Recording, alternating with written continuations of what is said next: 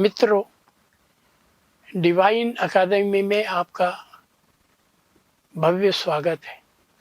आज हम RBSC general English का 2018 का क्वेश्चन पेपर सॉल्व करेंगे। हम पहले part A grammar and usage उसके 20 क्वेश्चन लेंगे, जैसा कि हमने इससे पहले किया है।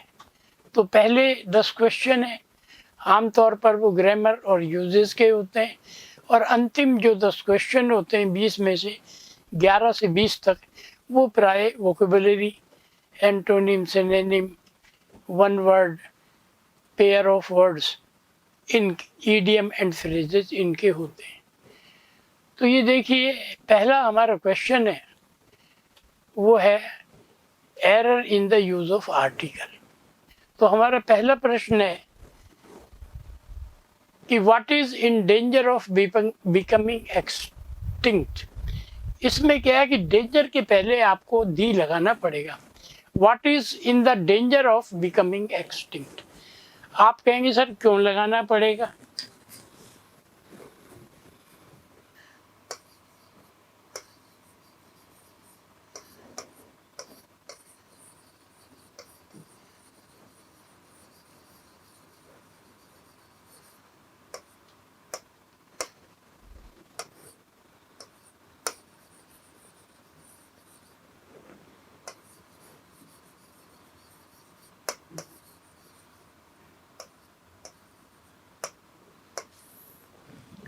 ये देखिए, कुछ संज्ञाएं जो होती है ना, उनके बाद में जब हम क्वालिफायर माने विशेषता बताने वाले शब्द लगा देते हैं, तो उनके पहले आर्टिकल आता है, और वो आर्टिकल आमतौर पर दी होता है।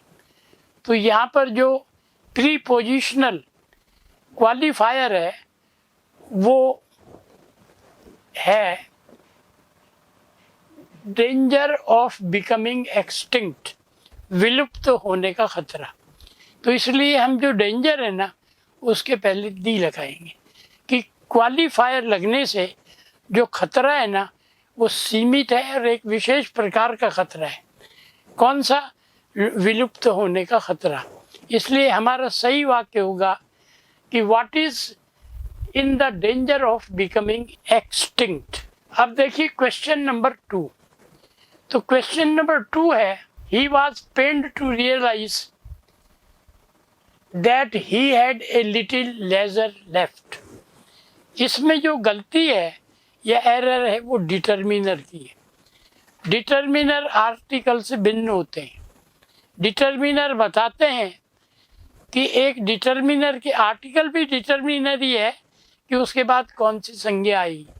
तो यहाँ पर क्या है, यहाँ डिटर्मिनर है ए लिटिल। देखिए, ए लिटिल जो है उसका प्रयोग मात्रा के लिए होता है, और ए लिटिल सकारात्मक भाव व्यक्त करता है। लेकिन यहाँ पर जो वाक्य है ना, अगर हम उसके अर्थ का विवेचन करेंगे तो हमें पता लगेगा कि यहाँ पर भाव जो है ना बोलने वाले का, वो नकारात्मक है। जैसे ही was pain to realise that he had little leisure left, यहाँ ए आपको हटाना पड़ेगा। क्यों? कि ये जो 3 शब्द है इनके प्रयोग में अंतर है। या देखिए, लिटिल, ए लिटिल, ठीक है, और एक हमारा होता है दी लिटिल।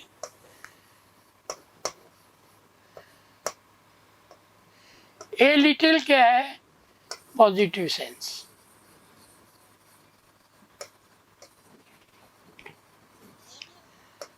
ये है नेगेटिव सेंस, ये नकारात्मक भाव है। तो ये देखिए, वो दुखी था। he was pained to realize that he had a little leisure। A little का अर्थ है थोड़ा सा, लेजर माने आराम का समय है, तो फिर दुखी क्यों होगा? और लिटिल का मतलब है बिल्कुल नहीं है, कम, कितना? नगण्य, ना के बराबर। तो हम यहाँ ए लिटिल की जगह केवल लिटिल का प्रयोग करेंगे कि वो दुखी इसलिए था कि उसके पास आराम का समय, जिसको उर्दू में फुर्सत कहते हैं वो नहीं थी। लिटिल माने ना के बराबर थी। तो जब हमारे पास आराम का समय नहीं है तो हम परेशान होंगे, दुखी होंगे। हमारा अगला प्रश्न है क्वेश्चन नंबर 3, और क्वेश्चन नंबर 3 है his news channel aspires to have a million viewers until the weekend. ये जो एरर है ना, ये है in the use of preposition. अब यहाँ प्रपोजिशन है अंटिल। देखिए, अंटिल का प्रयोग आमतौर पर पास्ट टेंस या बोलने के समय तक में होता है। आमतौर पर पास्ट टेंस में तक के अर्थ में, जैसे पिछले वर्ष तक वो स्कूल में ही पढ़ रहा था, ठीक है, या यस्टरडे तक उसने अपना काम पूरा नहीं किया था। तो लेकिन जो भविष्य में तक होता है, जब तक कोई कार्य पूरा होगा, उसके लिए हम बाई का प्रयोग करते हैं। तो हमारा करेक्ट सेंटेंस होगा कि हिज न्यूज़ चैनल एस्पायर्स, मैंने इच्छा करना, to have a million viewers by the weekend, कि उसका न्यूज़ चैनल चाहता है कि सप्ताह के अंत तक, सप्ताह का अंत तो आगे आएगा, फ्यूचर है, कि उसके 10 लाख व्यूअर दर्शक होने चाहिए। हमारा अगला प्रश्न है question number 4, he is taking tea every morning. ये देखिए, ये जो सेंटेंस है बड़ा इंटरेस्टिंग है और ऐसे वाक्य एग्जामिनेशन में आते हैं। ये है error in the use of tense. तो ये देखिए, एवरी मॉर्निंग निरंतरता का बोध कराता है। निरंतरता का मतलब ये पता है क्या होता है, कि जो काम बार बार होता है या जो काम रिपीटेड एक्टिविटी है, अक्सर जिसको दोहराया जाता है, ऐसे कार्य को हम प्रेजेंट इंडेफिनिट टेंस में कहते हैं। और प्रेजेंट इंडेफिनिट टेंस में क्रिया की पहली फॉर्म आती है। ही के साथ इज, एम, आर, ये तो लगता है कंटिन्यूस टेंस में। ये टेंस है प्रेजेंट इंडेफिनिट। तो इसमें कि वो हर सुबह चाय पीता है, तो ये सेंटेंस होगा इस टेकिंग को हटाकर टेक्स।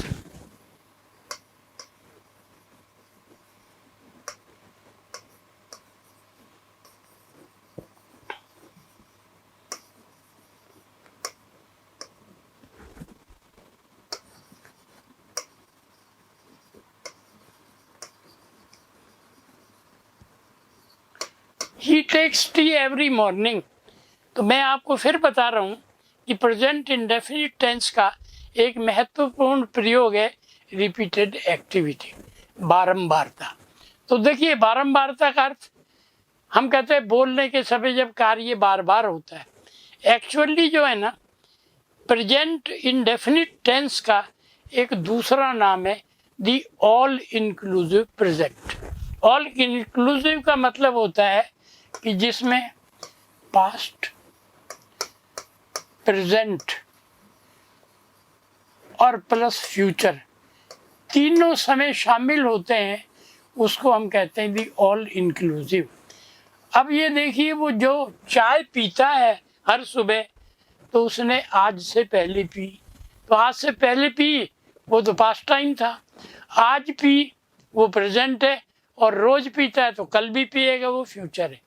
तो प्रेजेंट इंडेफिनिट टेंस में जो रिपीटेड एक्टिविटी होती है, उसमें कार्य वास्तव में तीनों समय में होता है, परंतु वो बोला प्रेजेंट इंडेफिनिट में ही जाता है।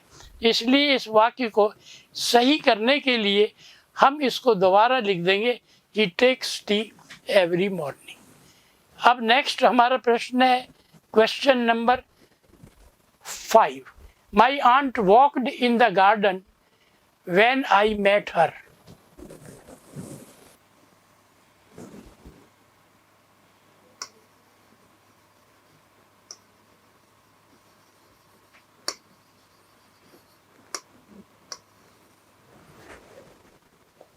देखिए, ये जो सेंटेंस है ना, इसका टेंस है पास्ट, भूतकाल। तो इसमें भूतकाल में दो गतिविधियां हुई है। तो एक तो गतिविधि पूरी हो गई, उसको हम पास्ट इंडेफिनिट में कहते हैं। और जब वो गतिविधि पूरी हुई, उसकी पृष्ठभूमि या बैकग्राउंड में जो दूसरा कार्य चल रहा था वो हमेशा पास्ट कंटिन्यूअस में होता है। तो ये होगा क्या कि my aunt was walking in the garden when I met her, कि जब मैं अपनी चाची को मिला तो वो बाग में घूम रही थी। तो ये देखिए, मैं मिला, ये काम तो हो गया पूरा। इसको पास्ट इंडेफिनिट में व्हेन आई मेट हर हमने कह दिया।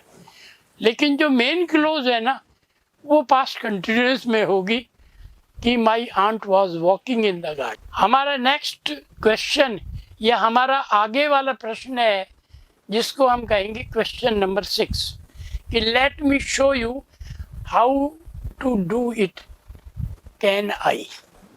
अब ये जो प्रश्न है, इसमें जो अंत में लगा हुआ है उसको हम कहते हैं टैग क्वेश्चन। टैग क्वेश्चन क्या होते हैं ये कभी कभी पूछ लेते हैं। वैसे ये टैग क्वेश्चन टेंस का ही एक पार्ट माना जाता है। टैग क्वेश्चन को डिसजंक्टेड क्वेश्चन या टेल क्वेश्चन भी कहते हैं, कि जो वाक्य के अंत में लगता है, इसके पहले कॉमा आता है। तो ये नियम के अनुसार देखिए, इसमें जो सहायक क्रिया है ना उसको दोहराया जाता है, लेकिन लेट से शुरू होने वाले वाक्यों में जो टैग क्वेश्चन में सहायक क्रिया लगती है वो अधिकतर शैल होती है। तो ये होगा let me show you how to do it shall I, क्या मैं तुम्हें बताऊं। तो ये कैन आई की जगह हम कर देंगे इसको शैल आई। ये कॉमा आ जाएगा इधर और ये क्वेश्चन मार्क हो जाएगा। तो ये हमारा सही हो जाएगा कि let me show you how to do it shall I, क्या मैं आपको बताऊं। तो मैंने आपको बता दिया, नियम भी है, इम्पोर्टेंट नियम है कि लेट से शुरू होने वाले वाक्यों में टैग क्वेश्चन में सेल शैल SHALL आता है और उसके बाद जो भी करता है उसको प्रोनाउन के रूप में हम रिपीट कर देते हैं। अगला हमारा प्रश्न है question number 7, what they still. ये भी टेंस का क्वेश्चन है। व्हाट दे स्टील ये प्रेजेंट टेंस है, लेकिन इसका कोई अर्थ नहीं निकलता। इस सेंटेंस में हमको बताना पड़ेगा कि उन्होंने क्या चुराया। क्या चुराया पास्ट इंडेफिनिट टेंस है। प्रश्नवाचक वाक्य में पास्ट इंडेफिनिट में हम WH जो क्वेश्चन होते हैं ना उनमें भी सहायक क्रिया का तो प्रयोग करते हैं और ये सेंटेंस बन जाएगा व्हाट डिड दे स्टील, कि उन्होंने क्या चुराया, और ये हमारा सही हो जाएगा। तो व्हाट डिड दे स्टील ये हमारा करेक्ट आंसर है। मित्रों, जो अगला प्रश्न है वो है क्वेश्चन नंबर 8 और ये प्रश्न है did this picture painted by Raja Ravi Varma. Ravi Varma Bharat के एक प्रसिद्ध चित्रकार थे, पेंटर थे, जो विश्वविख्यात जिनको हम चित्रकार कहते हैं उनमें से एक थे। अब ये वाक्य पैसिव वॉइस का, और पैसिव वॉइस में जैसा कि हम पहले देख चुके हैं बी की 8 में से एक फॉर्म के बिना पैसिव वॉइस कभी नहीं बनता। और पास्ट इंडेफिनिट में पैसिव वॉइस का जो वाक्य है ना वो डिड से शुरू नहीं होकर वाज या वर से होता है। अगर कर्ता एक वचन है तो वाज आएगा और अगर कर्ता बहुवचन है तो वर आएगा। तो ये वाक्य सही होगा।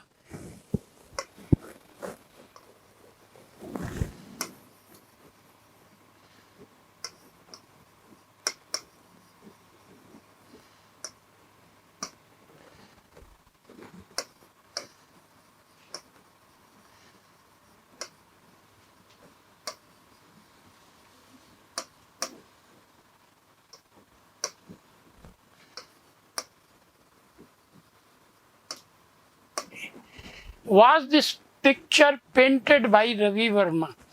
तो हमने डिड तो हटा दिया है और डिड की जगह हमने वाज लगा दिया है, क्योंकि पैसिव वॉइस में अगर प्रश्नवाचक वाक्य हमें बदलना है और वो डिड से शुरू होता है, तो डिड को हटाकर हम वाज या वर का कर्ता के अनुसार प्रयोग करते हैं। नेक्स्ट क्वेश्चन हमारा जो है वो देखिए, वो हमारा प्रश्न है question number 9। He asked that why have you cancelled the meeting. अब ये है डायरेक्ट इनडायरेक्ट, ये वाक्य डायरेक्ट स्पीच। तो ये डायरेक्ट स्पीच में प्रश्नवाचक वाक्य में जो रिपोर्टिंग क्लोज है ना, या तो उसमें हम आस्क लगाएंगे, ही आस्क्ड। इसमें आप अपनी तरफ से ऑब्जेक्ट लगा सकते हो, ठीक है। तो he asked me why,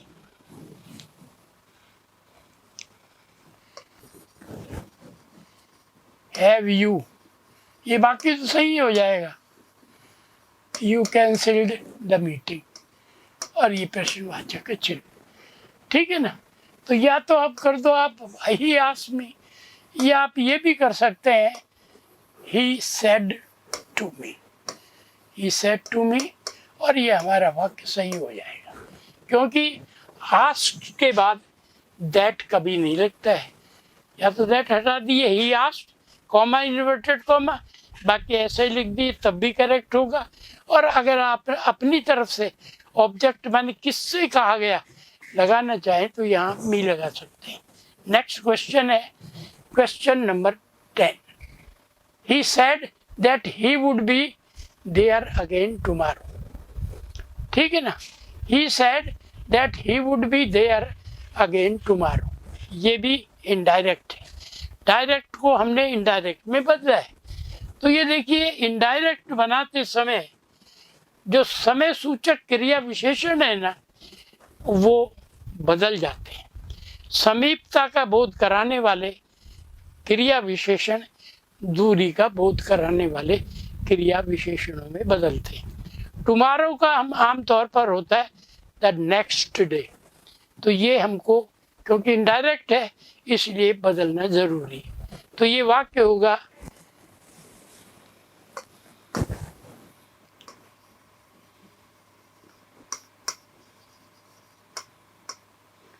he said that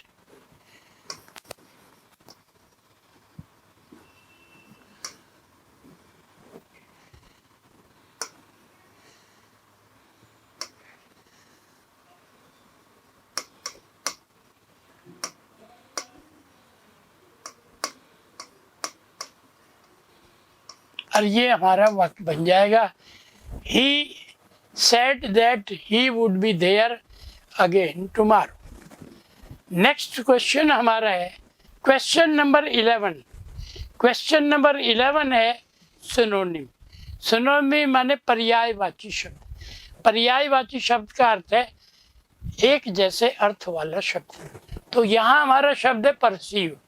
perceive का अर्थ होता है इंद्रिय बोध। ये जो हमारी 5 इंद्रियां हैं, इनके माध्यम से अगर हम कोई ज्ञान प्राप्त करते हैं या किसी चीज़ को समझते हैं तो उसको कहते हैं परसीव। और परसीव का पर्यायवाची इस तरह से अंडरस्टैंड है, ठीक है। अब ये दूसरा बिल्कुल नहीं है। एमिएबल माने तो होता है मित्रतापूर्ण व्यवहार, या जिसकी नेचर किसी व्यक्ति की अच्छी हो कि यार बड़ी भली आदत का आदमी है। तो ये करेक्ट आंसर क्या है? अंडरस्टैंड। Question number 12 impeccable. अब ये भी सिनोनिम है। इसमें आपको क्या है, समान अर्थ वाला शब्द ढूंढना है। इम्पेकेबल का अर्थ होता है परिपूर्ण या जिसमें कोई कमी या गलती नहीं है, और इसका पर्यायवाची है परफेक्ट। परफेक्ट माने पूर्ण, दोष रहित। तो अगला प्रश्न पे आ जाइए। अगला प्रश्न फिर वोकेबुलरी का है, और आपको उसमें एंटोनिम या अपोजिट वर्ड जो है ना, जिसको हिंदी में विलोम या विपरीतार्थक शब्द कहते हैं, उसको देना है। तो choose the word opposite in meaning. Urban. Urban जो होता है ना, इसका होता है भद्र, शिष्ट, अच्छे व्यवहार वाला व्यक्ति। ये एक विशेषण है। तो इसका अपोजिट जो है ना वो होगा इम्पोलाइट, क्योंकि अर्बेन तो शिष्ट अच्छे व्यवहार वाला है और इम्पोलाइट वो है जो अभद्र होता है, जिसका व्यवहार अच्छा नहीं होता। अगला हमारा प्रश्न है वो अपोजिट, रेयर। इसके रेयर माने होता है बहुत बिरला, दुर्लभ, जो चीज़ जिसके समान दूसरी न हो या जो आसानी से नहीं मिले। इसका अपोजिट होता है कॉमन। जैसे कॉमन का मतलब है जो चीज़ आसानी से मिल जाए। जैसे काऊ, आप कहीं चले जाओ आपको राजस्थान में हर जगह मिल जाएगी, लेकिन शेर वो तो आपको कोई हर जगह तो नहीं मिलेगा, वो रेयर है। रेयर माने दुर्लभ या बिरला, और उसका अपोजिट होगा कॉमन। आप यहाँ निशान लगा दो या नीचे लिख देना, वो बेस्ट है। नीचे की लाइन में आपको एक में से एक नंबर मिल जाएगा। नेक्स्ट प्रश्न हमारा है, ये देखिए, ये है rewrite choosing the appropriate expression meaningful sentence. ये है फ्रेजल वर्ब।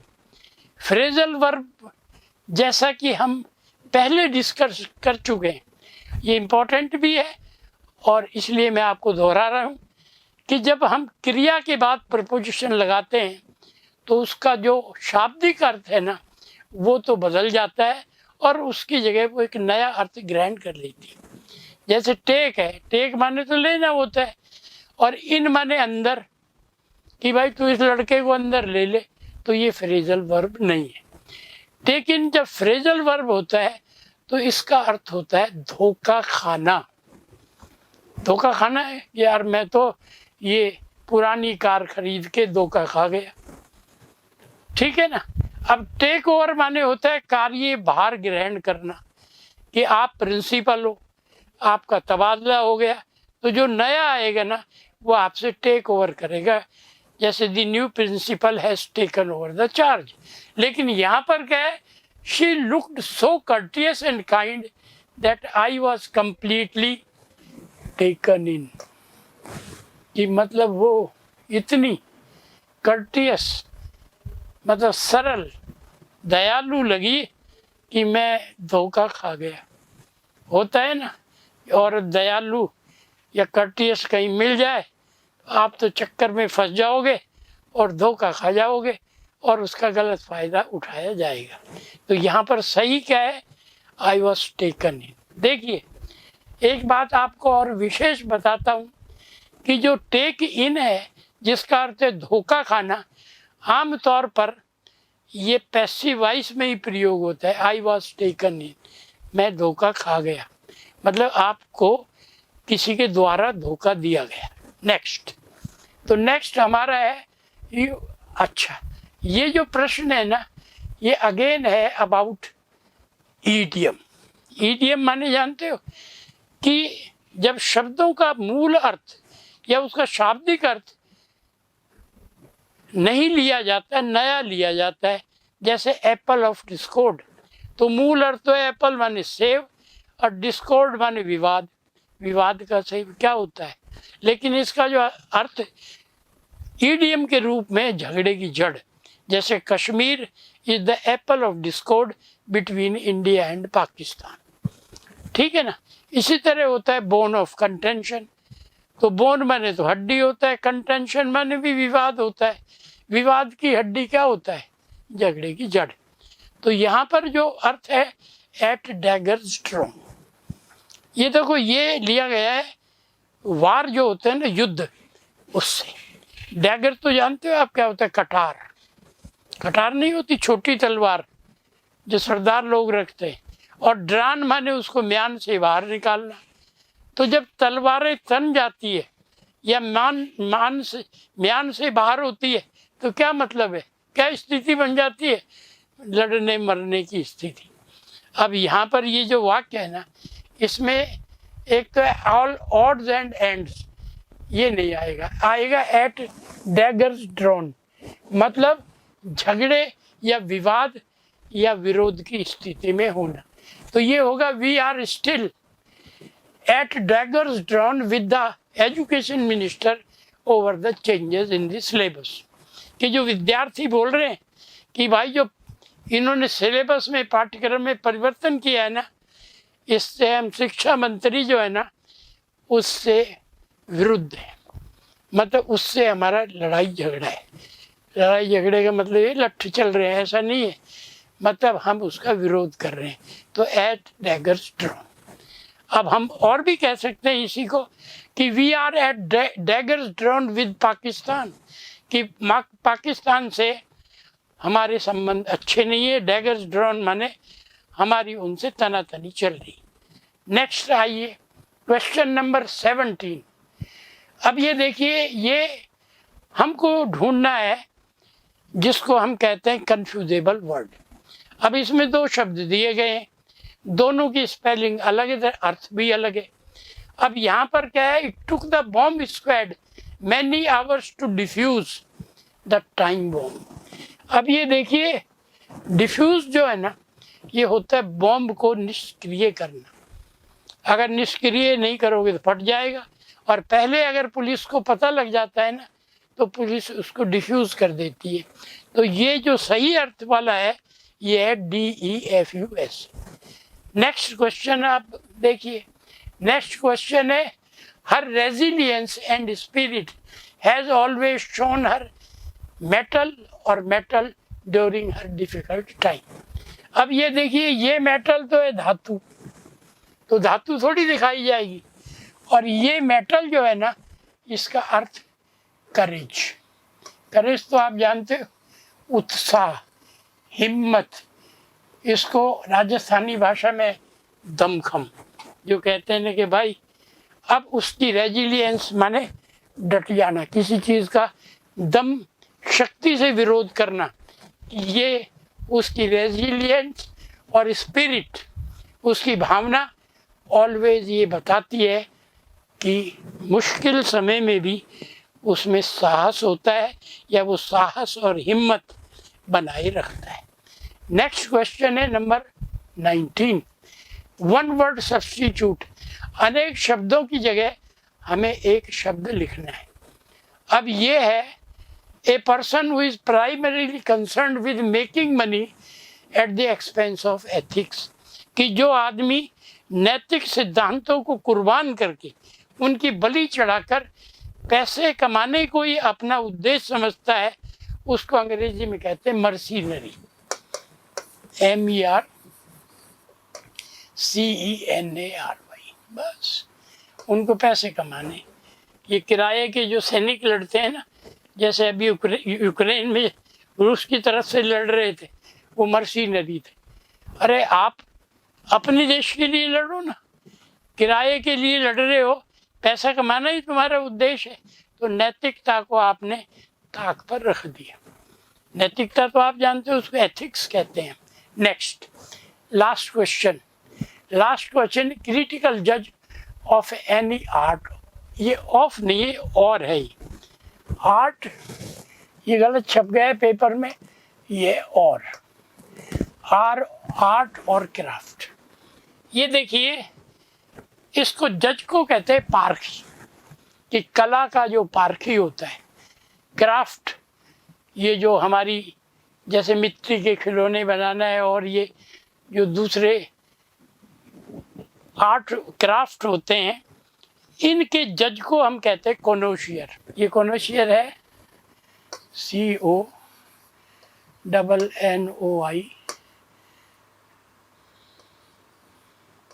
CONNOISSEUR, ये कोनोशियर। तो ये देखिए, we have completed all the question today. Thank you very much.